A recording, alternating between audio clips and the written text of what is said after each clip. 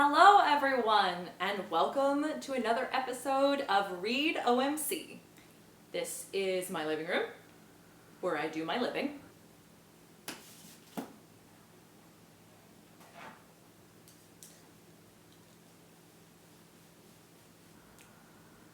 And today we are going to be reading one of my favorite picture books, The Three Little Javelinas.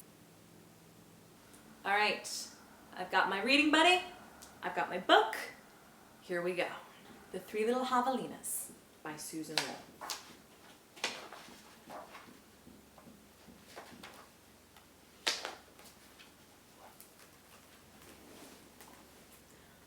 Once upon a time, way out in the desert, there were three little javelinas. Javelinas are wild, hairy, southwestern cousins of pigs.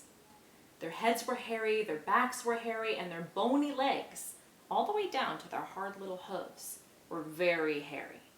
But their snouts were soft and pink. One day, the three little javelinas trotted away to seek their fortunes. In this hot, dry land, the sky was almost always blue. Steep purple mountains looked down on the desert where the cactus forests grew.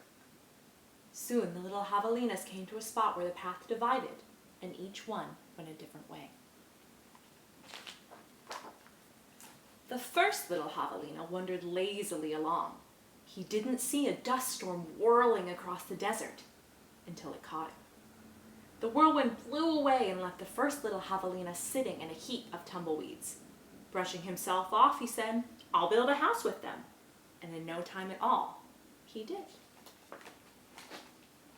Then along came a coyote. He ran through the desert so quickly and so quietly that he was almost invisible. In fact, this was only one of Coyote's many magical tricks. He laughed when he saw the tumbleweed house and smelled the javelina inside. A tender, juicy piggy, he thought. Coyote was tired of eating mice and rabbits. He called out sweetly, little pig, let me come in." "Not by the hair of my chinny chin chin," shouted the first javelina, who had a lot of hair on his chinny chin chin. "Then I'll huff and I'll puff and I'll blow your house in," said Coyote. And he huffed and he puffed and he blew the little tumbleweed house away. But in all the hullabaloo, the first little javelina escaped and went looking for his brother and sister. Coyote, who was very sneaky, tiptoed along behind. The second little javelina walked for miles among giant cactus plants called saguaros. They held their ripe red fruit high in the sky. They made almost no shade, and the little javelina grew hot.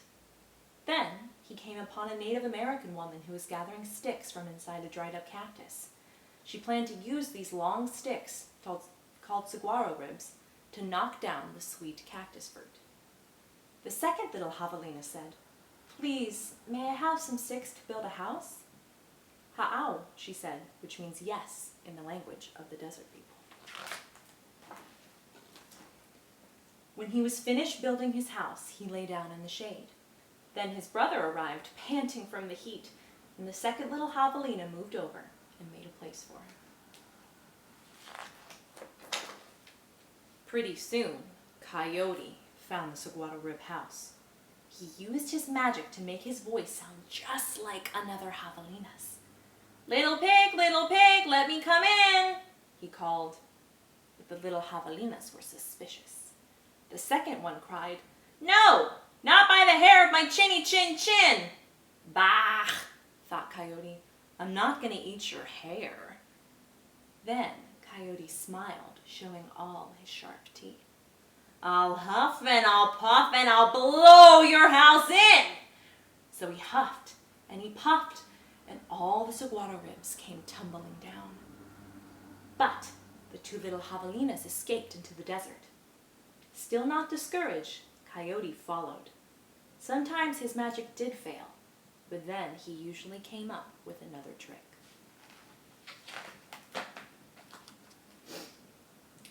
The third little javelina trotted through beautiful palo verde trees with green trunks and yellow flowers. She saw a snake sliding by, smooth as oil. A hawk floated round and round above her. Then she came to a place where a man was making adobe bricks from mud and straw. The bricks lay on the ground, baking in the hot sun. The third little javelina thought for a moment and said, "May I please have a few adobes to build a house?" "Sí," answered the man, which means yes in Spanish, the brickmaker's language. So the third javelina built herself a solid little adobe house, cool in summer and warm in winter. When her brothers found her, she welcomed them in and locked the door behind them. Coyote followed their trail. Little pig, let me come in," he called. The three little javelinas looked out the window. This time, Coyote pretended to be very old and weak, with no teeth and a sore paw. But they were not fooled. "No, not by the hair of my chinny chin chin," called back the third little javelina. "Then I'll huff and I'll puff and I'll blow your house in," said Coyote. He grinned, thinking of the wild pig dinner to come. "Just try it," shouted the third little javelina. So Coyote huffed and puffed, but the adobe bricks did not budge. Again, Coyote tried. "I'll huff and I'll puff and I'll blow your house in." The three little javelinas covered their hairy ears, but nothing happened. The javelinas peeked out the window. The tip of Coyote's raggedy tail whisked right past their noses. He was climbing upon the tin roof. Next, Coyote used his magic to make himself very skinny. "The stovepipe," gasped the third little javelina. Quickly, she lighted a fire inside her wood stove. "What a feast it will be," Coyote said to himself. He squeezed into the stovepipe. "I think I'll eat them with red-hot chili sauce." Whoosh! Sizzle! Then the three little javelinas heard an amazing noise. It was not a bark. It was not a cackle. It was not a howl. It was not a scream. It was all of those sounds together. Yip! Yap! Yeep! Yow!